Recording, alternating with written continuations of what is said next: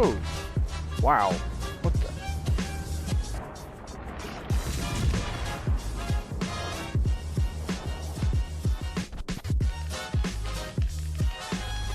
Oh, that was a citadel. Nice. He's gone.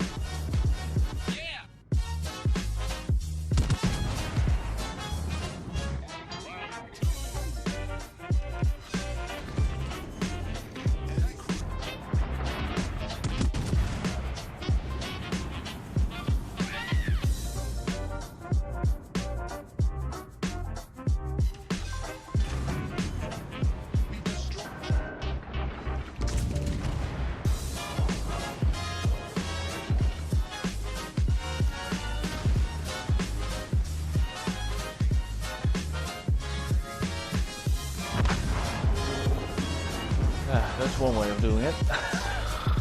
I was hoping we'd sort of... Torpedoes, direct front. The ship is on fire. Enemy destroyer blown up. Torpedoes, dead ahead.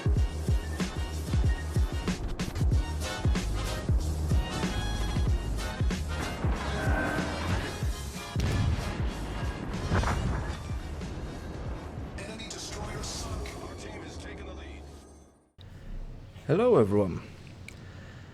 Well, it probably doesn't take a genius to work out that this is not World of Tanks.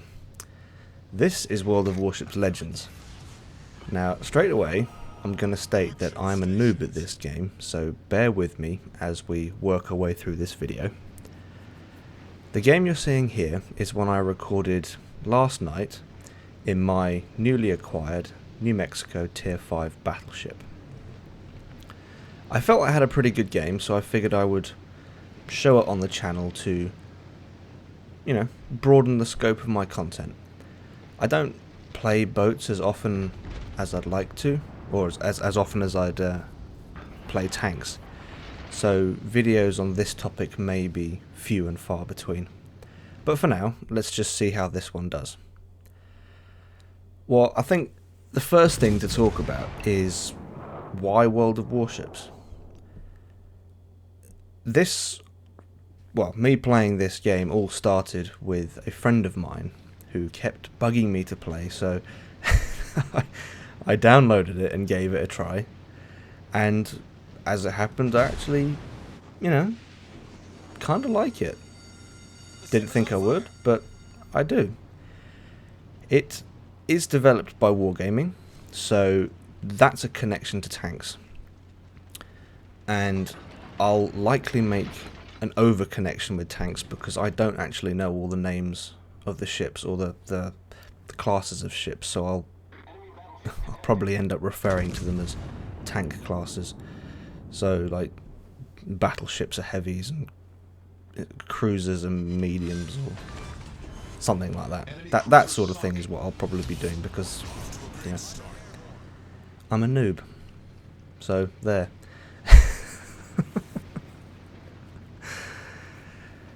Given that I am primarily a tanker, there are some aspects of tanks that do actually carry over into boats. An easy example of this is the type of ammo that you load for the target.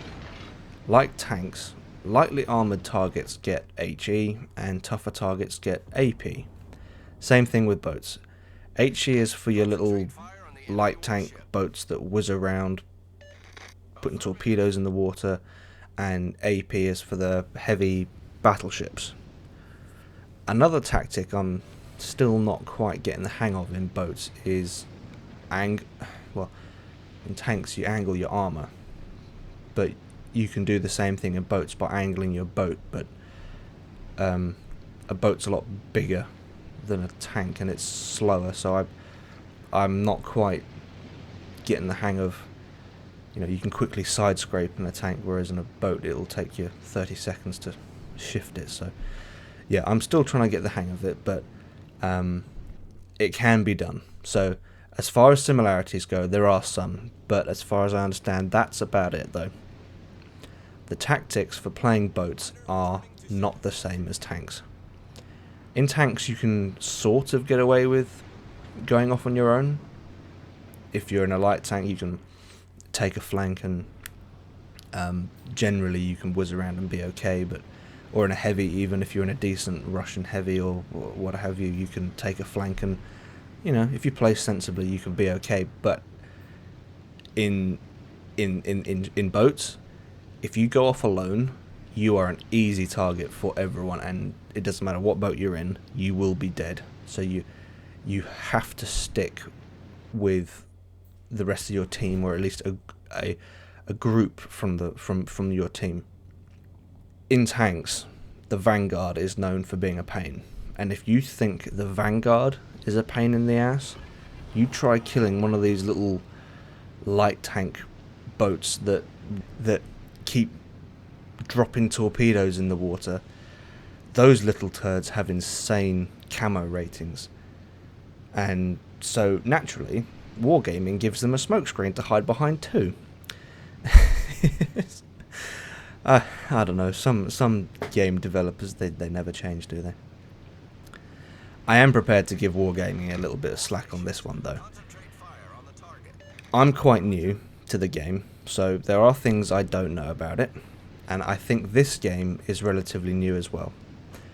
The reason I say that is because the highest tier is tier 7, and my suspicion is that based on the pricing of the premium, or the highest tier premiums, I've got a feeling they're going to be pushed up to tier 10, so 7s will become tier 10s, and other boats will be introduced to fill in tiers 8 and 9. That's only my guess. I could be wrong, but I'm saying that just based on a comparison between, if you want to buy a tier 10 premium in tanks, you're spending the same amount of money on a tier 10 boat, so I would figure they wouldn't charge more or less. Maybe they would, I don't know. That's just my my guess. The tech trees in boats are not huge, so you're not going to see anything in this game like the German tank tree, but the progression is slower, so there is still a lengthy XP earning process in place, and that's a good thing because it gives you plenty of time to learn the game, and that's what everyone needs. Same with tanks. There's a learning curve, and if you don't learn the game, then you're going to reach the top tiers and you're going to get absolutely slapped, and that's when you start to not enjoy things. So there is a learning curve, and I would, if you're going to start playing this, I would recommend that you take the time to talk to people, figure out how it works, and learn the basics, because there are some basics that I'll get onto in just a second that even I missed out on. Another thing I like about boats is that seal clubbing doesn't seem to be a thing, as far as I can tell. You don't get platoons stomping noobs, and that, from me being a noob, that helps because you don't get whacked out of the game in the first 30... Well, actually, no, you do get whacked out of the game, but that's just part of the mechanics because battleships can smash you to pieces. But that's just, that's just a one-time thing. There doesn't seem to be, you don't look at the scoreboard and say, oh look, there's 5 people in the same fully unlocked boat, and you think, oh great, here we go. So, as far as I can tell, that doesn't happen, and I think that's a good thing, just for the overall feel of the game. And that's what you need when you're learning. You need that sort of gentle introduction, and there's more of a chance for that in boats, and I quite like that.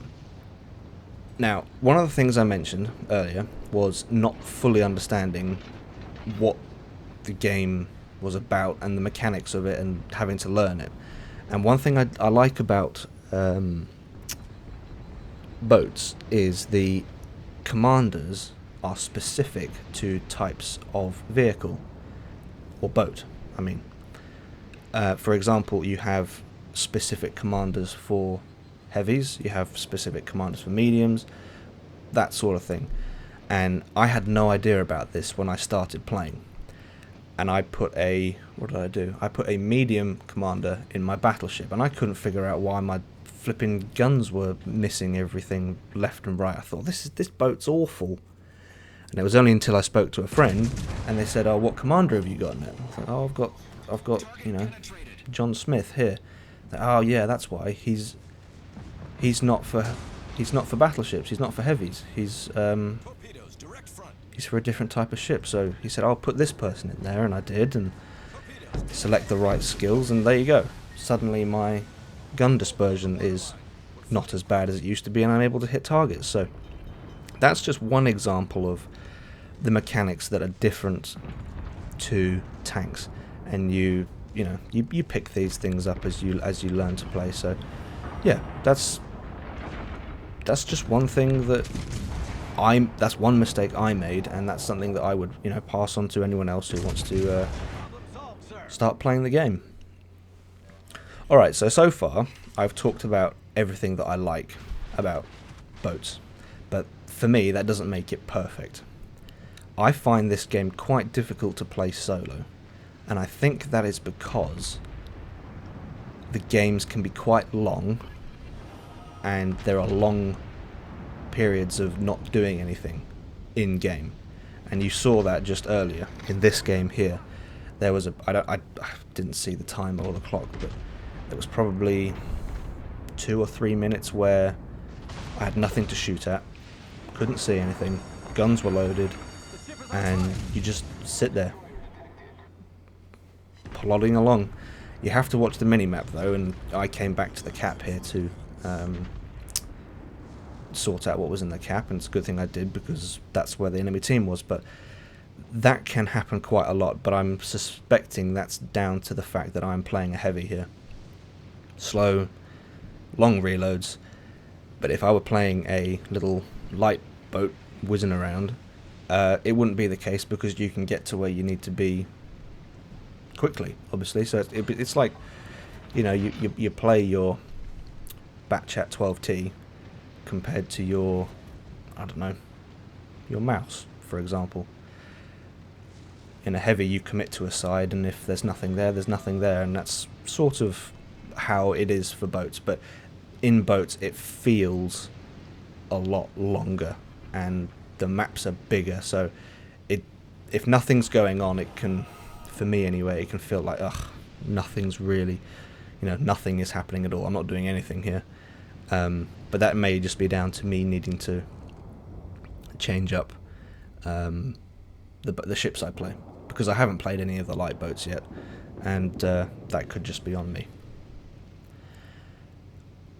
As with tanks, I don't think you can truly understand this game and all that it encompasses until you've fully played an entire line of one particular boat or ship type. So far, I only have 2 tier 5s in the American tree and 1 tier 5 premium from the British tree. And they're the New Mexico heavy, Pensacola and Exeter mediums. I have not played the lights yet, which I've said already, but that's something I need to do, and I probably don't play as well against them because I haven't played them and I don't know what their weaknesses are. Needless to say, I still have a long way to go before I can call myself any kind of expert at this game. Well, that's about it for this one, guys. I hope you're all still keeping safe. Boats is cross-platform, so I will see you out there on the open seas, I suppose. Catch you next time, guys.